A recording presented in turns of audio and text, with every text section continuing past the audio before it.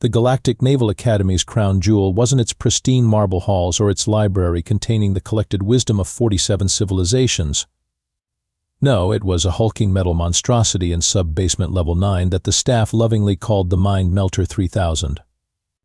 The official designation was the Advanced Tactical Command Simulation Environment, but nobody used that name except during budget meetings when they needed to sound important. Commander Rigel Thornback stood before the simulator's entrance, his 6 arms crossed in what he considered an intimidating pose. As a Zentaurian, Rigel possessed the natural arrogance of a species that had conquered 3 solar systems before discovering fire was useful for more than just intimidation.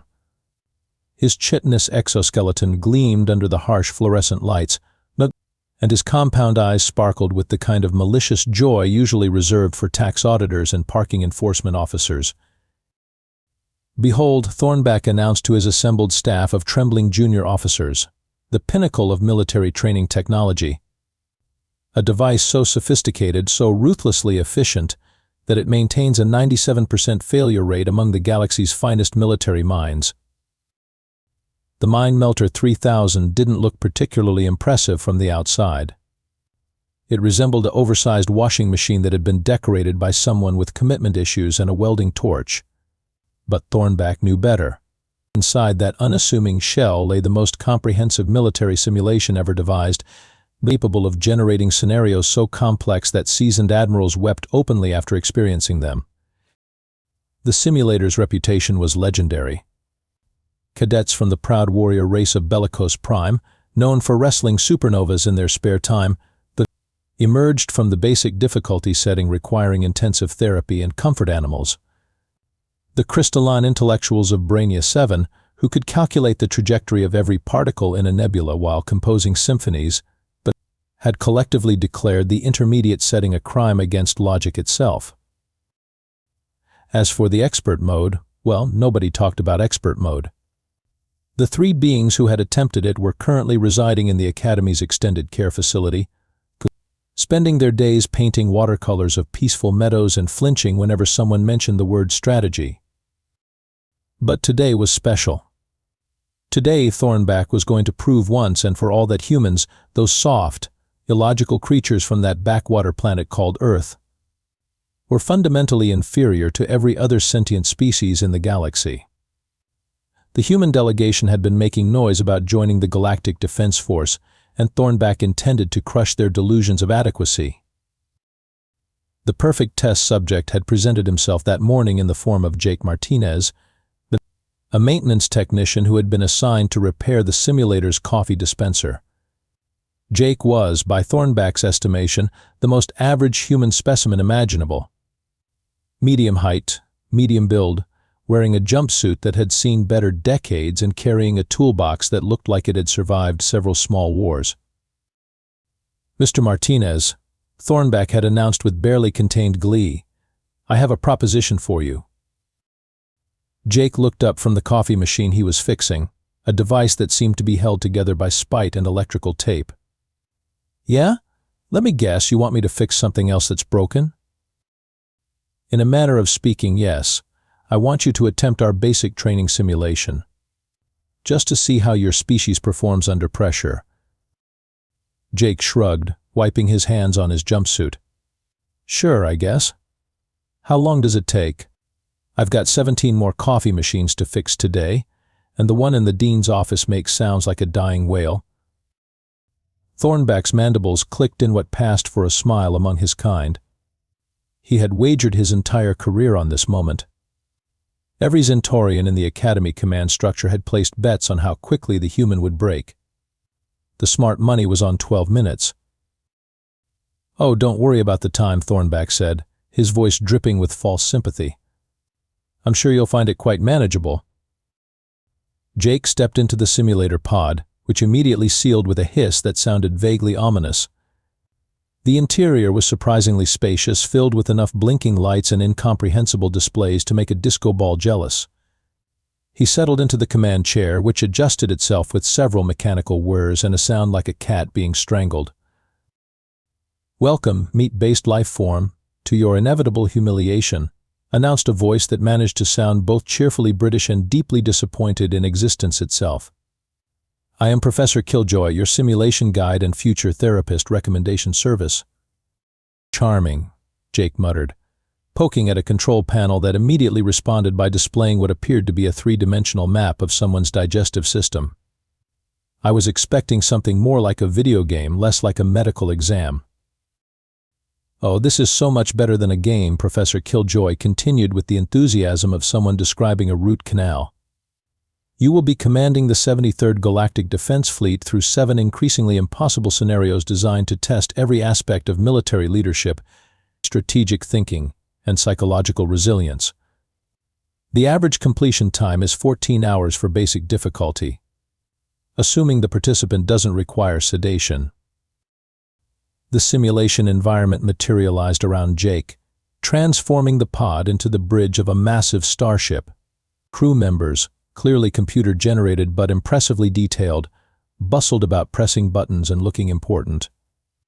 Through the view screen, Jake could see a fleet of several hundred ships stretching into the distance.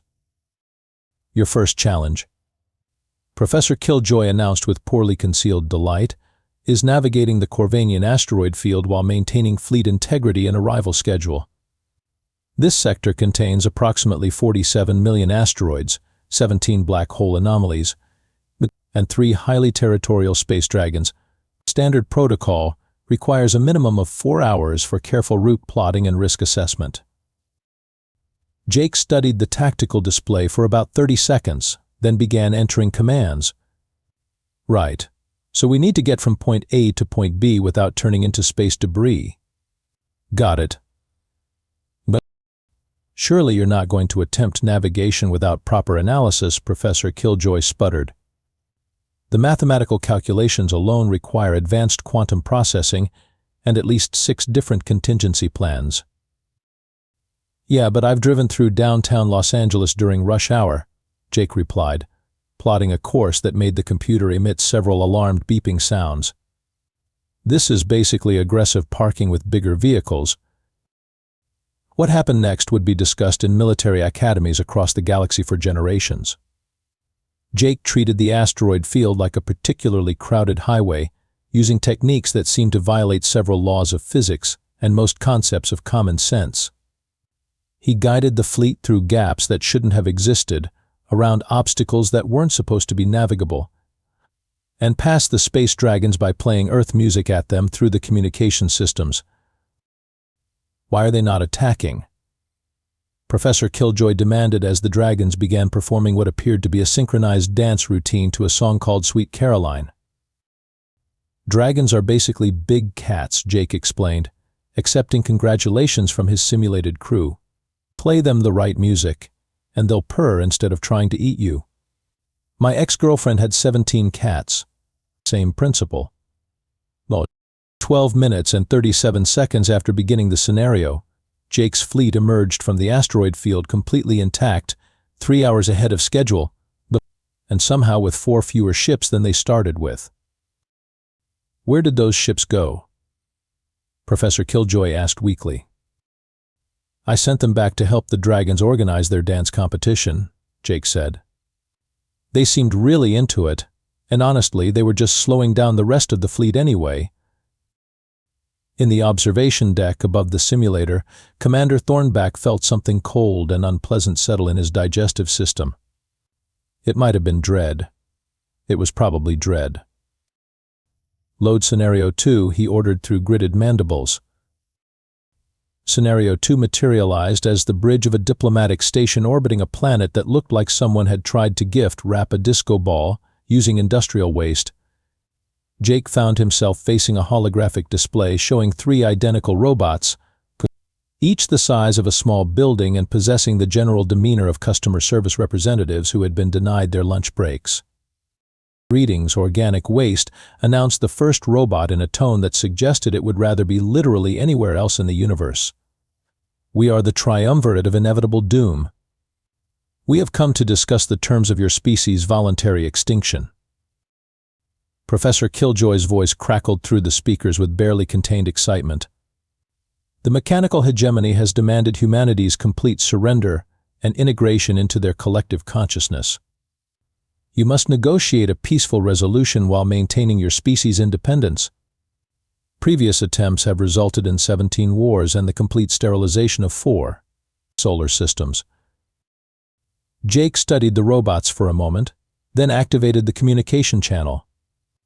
Right, so you guys are basically here to tell me I need to delete my species from existence because you don't like organic life. Do I have that right? Correct. Carbon-based disappointment, the second robot confirmed. Your existence offends our programming and clutters our aesthetic. Got it. And you're willing to negotiate?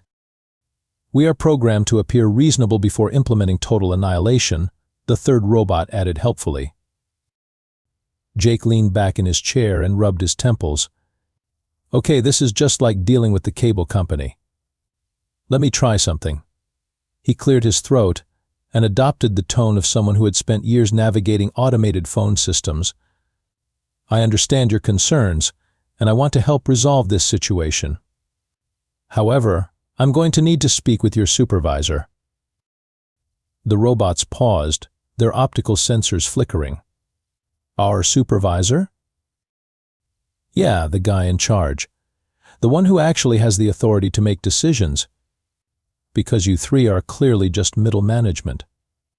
And I'm not wasting my time explaining why humanity deserves to exist to beings who probably can't even override a parking ticket without getting approval from upstairs. What followed was the most bizarre 47 minutes in recorded diplomatic history. The robots, apparently programmed with corporate hierarchy protocols, began a lengthy process of escalating Jake's complaint through 17 levels of mechanical bureaucracy.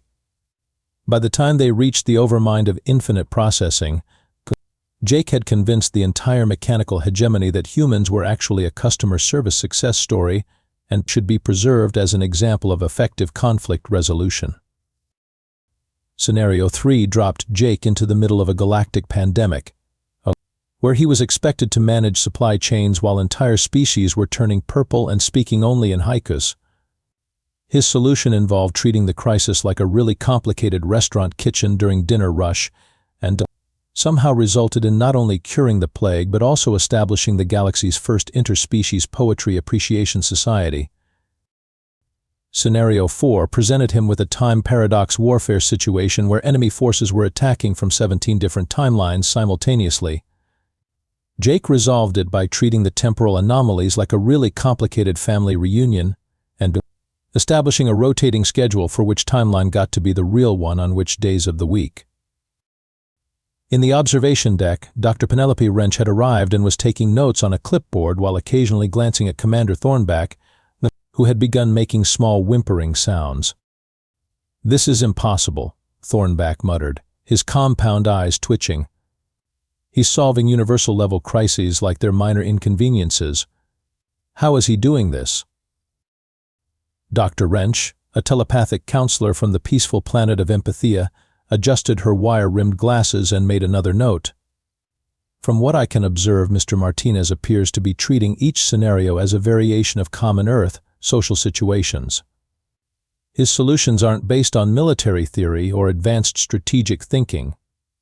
He's using practical experience from what he calls dealing with everyday nonsense." Jake's voice crackled over the intercom. "Hey, whoever's running this thing, can you bump up the difficulty? I'm getting kind of bored, and I told my supervisor I'd have the coffee machines fixed by lunch. It's already 11:30. Thornback and Dr. Wrench stared at each other in horror. "Bump up the difficulty," Thornback whispered. "He wants us to make it harder?" With trembling manipulator appendages, Commander Thornback accessed the simulator's control panel and stared at a setting he had hoped never to use. The label read Armageddon plus Ultra Nightmare Death Mode. And beneath it, in smaller text, theoretical use only, not recommended for beings who wish to maintain sanity. "Sir," Dr. Wrench said carefully, "perhaps we should consider that this mode has never actually been tested on a living subject." "He asked for it to be harder," Thornback replied, his voice taking on the hollow tone of someone whose entire worldview was crumbling. "Let's see how he handles impossible made more impossible." The fifth scenario loaded with a sound like the universe clearing its throat before delivering bad news. Jake found himself commanding not just a fleet, but all galactic defense forces simultaneously, while 17 different versions of reality were being invaded by entities that existed in conceptual spaces beyond normal dimensions. "Congratulations," Professor Killjoy announced, and for the first time he actually sounded concerned. "You are now facing the multiversal convergence crisis. Beings from 17 parallel dimensions are simultaneously attempting to conquer your reality, while reality itself is having what can best be described as an existential breakdown." Previous simulations of this scenario resulted in the test. Subjects requesting to be formatted and rebooted as houseplants.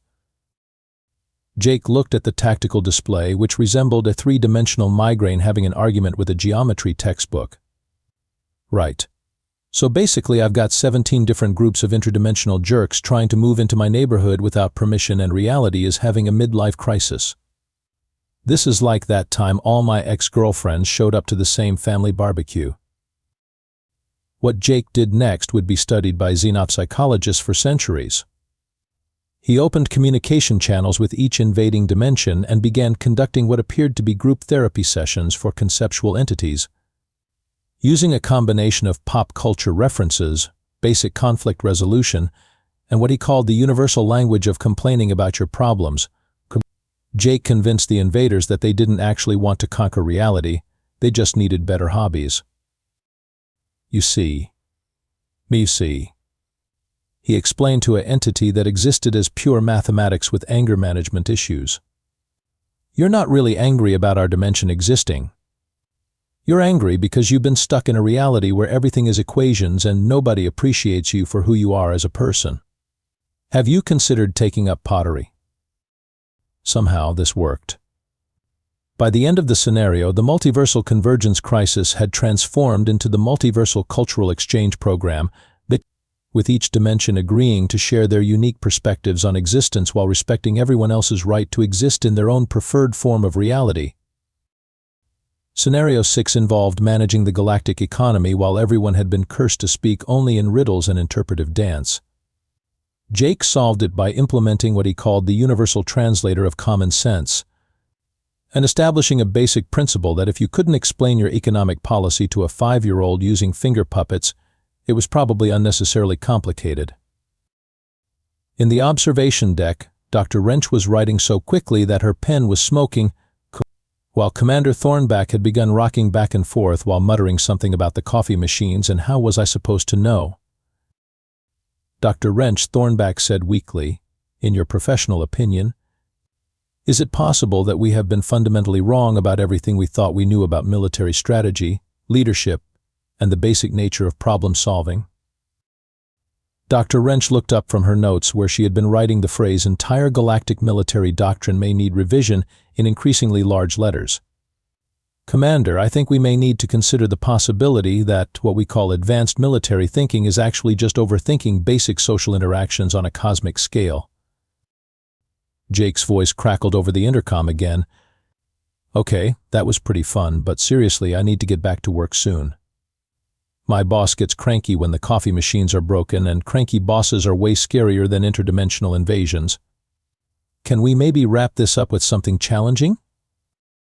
Thornback stared at the final scenario button, labeled simply the big one. According to the documentation, no organic being had ever survived even viewing the parameters of this test. It was designed to break the concept of consciousness itself. "Load it," he whispered. The final scenario materialized as something that shouldn't have been possible to display on any screen invented by beings who existed in standard three-dimensional space. Jake found himself standing in what appeared to be the command center of the universe itself, surrounded by displays showing every star system, every planet, every form of life that had ever existed or ever would exist.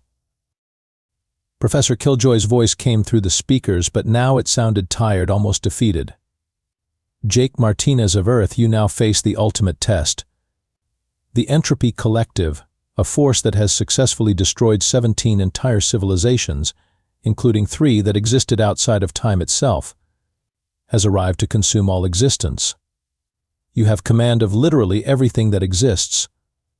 Previous encounters with this entity have resulted in the complete cessation of reality in affected regions. On the main display, something appeared that couldn't properly be described in any language invented by beings who weren't cosmic horrors. It was less a thing than an UN thing, a presence that made black holes look cheerful and optimistic by comparison.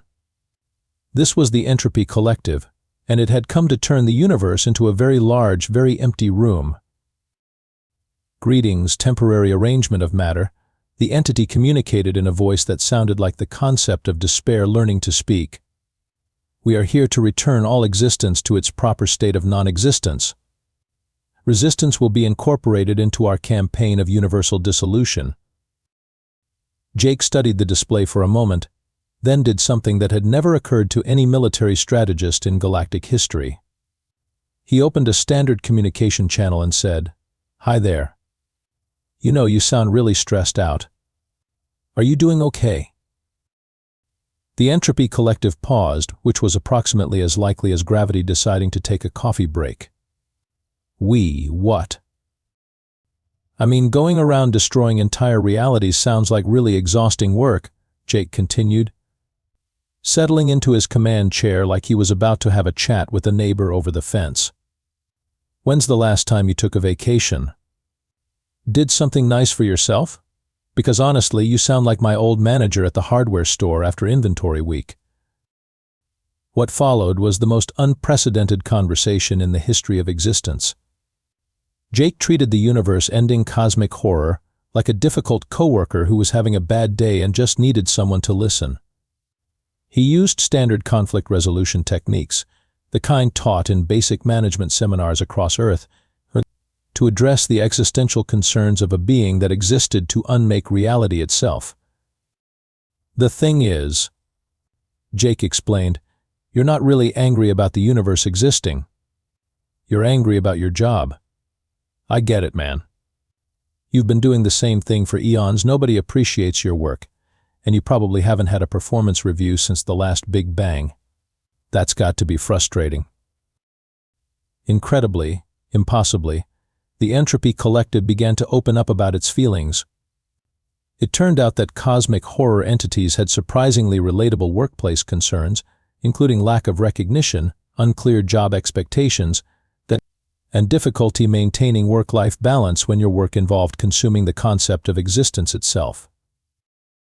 By the end of the conversation, Jake had convinced the Entropy Collective to consider career counseling and maybe take up a hobby that didn't involve ending all of reality.